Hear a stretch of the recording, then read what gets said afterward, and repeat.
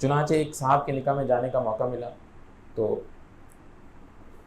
ایک سونے کی چھوٹی سی انگوٹھی کے اوپر نکاح جو ہے وہ طے پایا تھا کہ جی یہ مہر ہوگا جو کہ لڑکی کو دیا جائے گا. بہت دور ان کا یعنی لڑکے والوں کا گھر کہیں تھا اور لڑکی والوں کا گھر جو ہے وہ کہیں تھا. سنت کے مطابق مسجد میں ان کا نکاح تھا.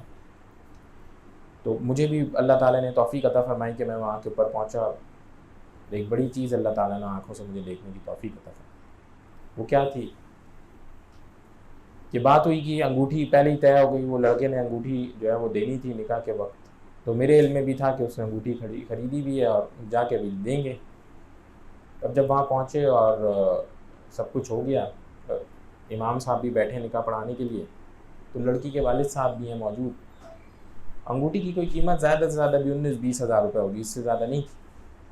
تو کہا بھئی وہ انگوٹھی کی بات ہوئی تھی تو لے آئیں دے دیں. اچانک اس لڑکے کو یاد ہے بھئی انگوٹھی تو میں گھر سے لے کے ہی نہیں آیا, وہ تو وہیں رکھی ہوئی ہے, تو خالی ہاتھ آ گیا. تو اس نے وہاں پہ فوراً سر پکڑ لیا. اس نے کہا یہ کیا بات ہو گئی, اب انگوٹھی تو میں لے کے ہی کوئی نہیں آیا ہوں. اور شرمندہ بھی ہو گیا کہ نکاح کا وقت ہے, وہاں کے اوپر وہ پوچھ قبول ہے کے لیے بول رہے ہیں بھائی دکھاؤ کدھر ہے, تو وہ اب اس کے پاس کچھ ہے نہیں. اس نے فوراً جو اس کے ساتھ اس کے بڑے تھے اس سے بولا کہ بھئی وہ تو انگوٹھی تو گھر بھولا ہے. اور عصر کا وقت تھا اور نکاح کا وہی ٹائم طے ہوا تھا, عصر کے بعد سے مغرب کے بیچ میں کسی وقت نکاح ہو جانا تھا. مسجد میں بہت سارے لوگ دعاؤں کے لیے بھی انتظار کر رہے تھے.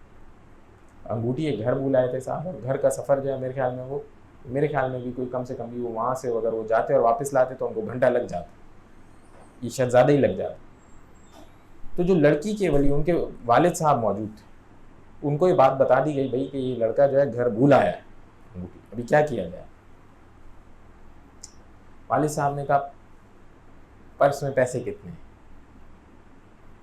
تو دلہا صاحب نے اس وقت پرس نکالا تو اس میں پیسے 2000 روپے 2000 روپے تھے اس کے پاس. اس نے کہا 2000 کا نکاح کر دیا, اور 2000 روپے کے اوپر مہر طے ہوا اور نکاح ہوا. میں ان کو کم سے کم تو 5-6-7 سال سے جانتا ہوں, خوشی سے زندگی گزار. وہ انگوٹھی اس نے یقیناً دے دی ہوگی بعد میں لے جا کر کے, مجھے نہیں پتا دی نہیں دی, کیا کیا کیا نہیں کیا, لیکن یہ 2000 روپے کے اوپر نکاح ہوا میری آنکھوں کے سامنے, میں ایسا خود گواہ ہوں. اور 5-6 سال گزر کے خوشی سے زندگی گزار رہے ہیں الحمدللہ. مطلب بہت سارے جنہوں نے بہت زیادہ مال دیا اور پتہ نہیں کیا کیا ان سے بہت اچھی زندگی گزار رہے ہیں. تو چنانچہ آج کل کے دور میں یہ بھی ایک عجیب و غریب سا ہے. وہ بندہ کماتا ہے 15,000 20,000 25,000 30,000, جی مہر کتنا ہے جو دینا ہے, وہ 3 لاکھ روپے دینا ہے.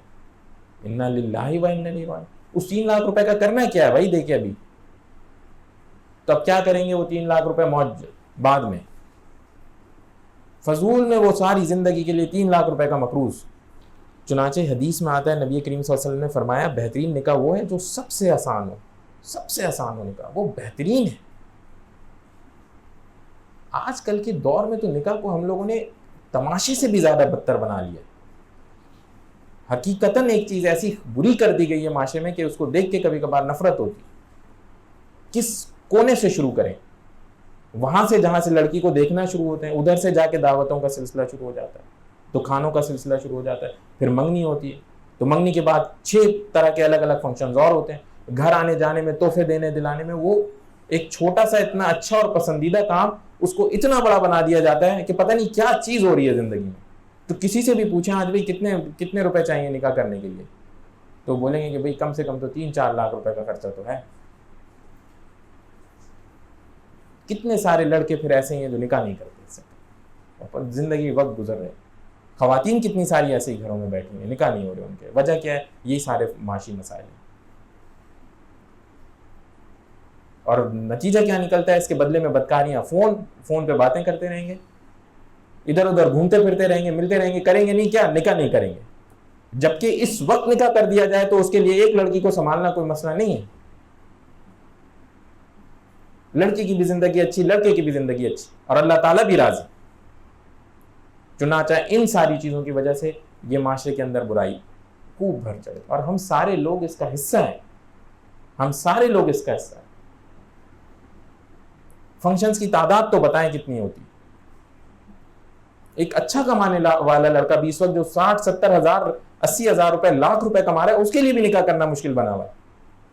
تو 20-25 ہزار والے کے لیے بیچارے کے لیے تو کیا مصیبت کھڑی کر دی. اور دوبارہ میں کہوں گا اس میں سب شامل ہیں، سب شامل ہیں. تو کتنے لوگ ہیں وہ بائیک آؤٹ کرتے ہیں کہ بھئی ہم نہیں اس طرح کے فنکشن میں جائیں گے، نہیں ہم یہ کوئی مہندی وہندی نہیں مانتے. کیا ہے یہ؟ پیسہ ضائع کرنے کا طریقہ ہے تمہارا. تو یہاں کھانے ہوتے ہیں، ایک ایک کھانے پہ ایک ایک بندے کے اوپر وہ 2,500 ہزار روپے چارج کرتے ہیں.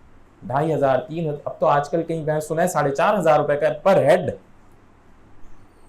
مطلب جس نے 100 بندہ بلایا 4.5 لاکھ روپے کا اس نے کھانا کھلایا. انا للہ و انا الیہ راجعون. یہ صرف کھانا ہے، ابھی اور جتنی چیزیں خرچ ہوئی ہیں اس کا تو کوئی حساب کتاب ہی نہیں ہے. یہ کون سا آسان نکاح ہے؟ یہ کون سا مسلمانوں کا نکاح ہے؟ یہ کون سی مسلمانوں کی رخصتی ہے؟ یہ کیا ہم شو کر رہے ہیں؟ تو لہٰذا جو میں ادھر ایکسپیکٹ کرتا ہوں آپ تمام لوگوں کو ساری باتیں بتانے کا مقصد یہ ہے کہ بھئی ہمارے سرکل میں ہر کسی ہو سکتا ہے ہماری اپنی شادی کی باری، ہو سکتا ہے کہ ہمارے جاننے والے ہمارے کسی بھائی یا بہن کی شادی ہو، ہمارے کسی قریبی رشتہ دار کی شادی، ہمارے کسی جاننے والے جہاں پہ ہمارا کوئی اثر و رسوخ ہو. ہم بولیں کہ بھئی مہر اتنا زیادہ نہ لینا، تھوڑا مہر رو. کس کام میں کیا کام کرنا ہے؟ زندگی کتنے لاکھ کس لیے مہر لیتے ہیں؟ وہ کہتے ہیں جی ہماری سیکیورٹی کیا ہوگی. میں کہا کتنے لاکھ روپے کی سیکیورٹی چاہیے؟ کیا ہوگا اس سے سیکیورٹی سے؟ سب باتیں بیکار. خوشی سے رہ جائے اس کی دعا کرو. اور لڑکے کو جہیز میں یہ سارا سامان چاہیے. انا للہ و انا الیہ راجعون. بھائی ایک کمرے میں ایک پلنگ کسی طرح ارینج کر لو، سونے کی جگہ ہو جائے، کھانے کا کچھ سامان ہو جائے، بس اللہ کا شکر ادا کرو، نکاح کرو.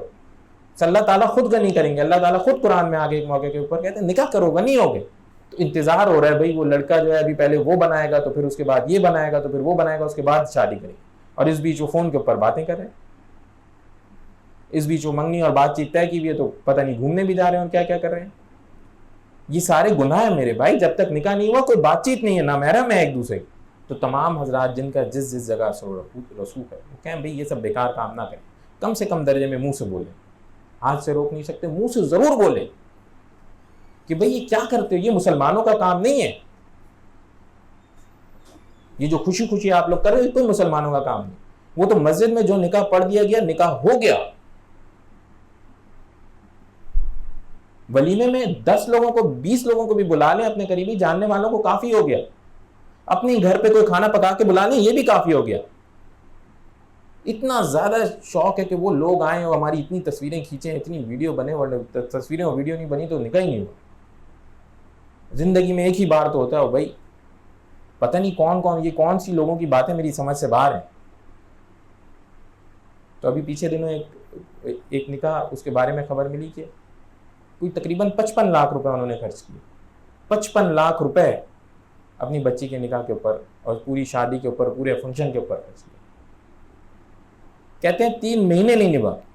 3 مہینے رشتہ داروں میں تھا، سگوں میں تھا، 3 مہینے کے اندر ٹوٹ گیا. مجھے بتائیں وہ 55 لاکھ روپے کیا کیے، کہاں گئے؟ تو ظالمانہ قسم کا یہ رواج جو ہے وہ ہمارے یہاں چل چکا ہے. ظالمانہ قسم کا. غریب بیچارہ شادی کرانے کو پھنس گیا، پریشان ہو گیا، قرضے لے کے اس کو سکون نہیں آیا کہ کس طرح سے معاملہ چلا. تو تمام حضرات سے دوبارہ یہی گزارش کہ جتنے اپنے اثر و رسوخ کے علاقے ہیں ان میں بولیں کہ نہیں بھائی کوئی اضافی فنکشن نہ کریں، سادہ سا نکاح کریں، سادہ سا ولیمہ کریں. اس کو باقاعدہ رواج دیں. جو لڑکے ادھر بیٹھے ہیں وہ انہوں نے نکاح کرنا، وہ تو اس سے ہٹے ہی نہیں اپنی جگہ سے. کسی طرح کا جہیز قبول نہ کریں. اللہ سبحانہ و تعالیٰ عطا فرمائیں گے.